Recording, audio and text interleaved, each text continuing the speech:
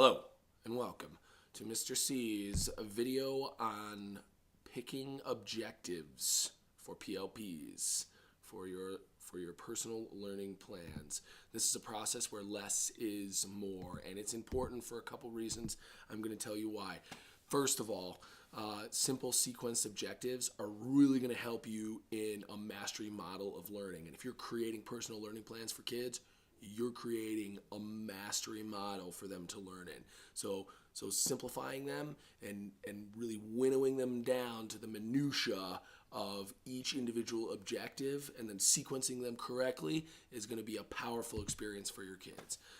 And then secondly, you're going to save yourself tons of headaches when it comes to using them with your kids, right? If you pick objectives that are too difficult, that are too complex, that have too many components, you are going to be lifetime scaffolding that with your kids when you're doing your one-to-one coaching. If you can simplify that and give these kids autonomy, or give these kids objectives where they can actually have some autonomy here, right? Where they're plotting through these tasks and they might not need your help, they might not need your scaffolding. That's what you're going for. You really want to get them to a state where they're working independently as much as possible. And then how do you do that? Start with a simple objective, right? You can have a lot of objectives and you can even weave them together, but make sure when you hit them with them for the first time, they're pretty basic, they're simple. There's one, at most two concepts.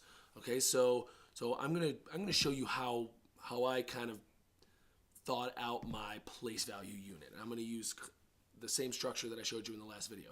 So I broke my place value unit into three individual lesson concepts. The first one being the names of place values all the way up to the trillions, and then reading large numbers, and finally rounding.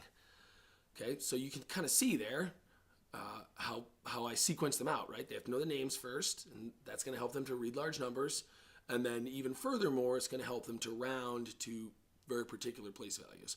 So these are the three main concepts for my place value unit that I have in my classroom. If you think about it, right, each one of these is only going to require one, maybe two pieces of instruction, right? Naming place values, that's one video. Reading large numbers, that's one video. Rounding, that one might be two. I actually do it in one, but I can see how people would want to break it out into two. And then you can see you can just fill in underneath each of these daily lessons. You start trying to find digital instruction, digital skills practice, create projects for them. You're creating or housing assessment digitally somewhere, and then you're lifetime remediating at each step. So really, you just want to make sure that whatever your objective you pick, you can hit that with a piece of instruction in one or two lessons.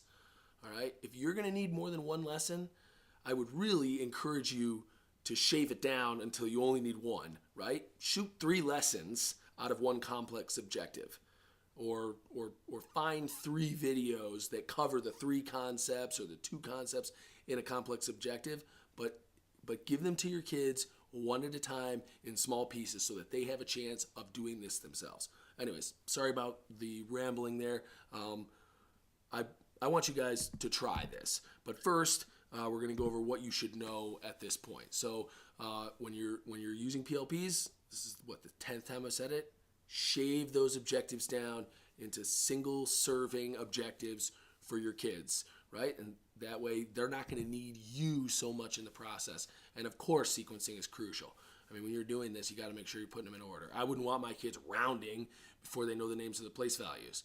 I'm setting them up for failure. So you're sequencing your objectives and you're making them simple. And if I said that in too many words, I apologize. But go ahead and give it a shot. I want you to take a unit and to break it down into lessons. See if you can pick lessons that are going to require 1, maybe 2 pieces of instruction. And then I want you to try to brainstorm on how you're going to find or create those pieces of instruction for your kids. Okay? I hope this helped. Kind of what I think is a simple concept, but teachers are going to get hung up on it, especially if you're doing it for the first time. So I will see you next time.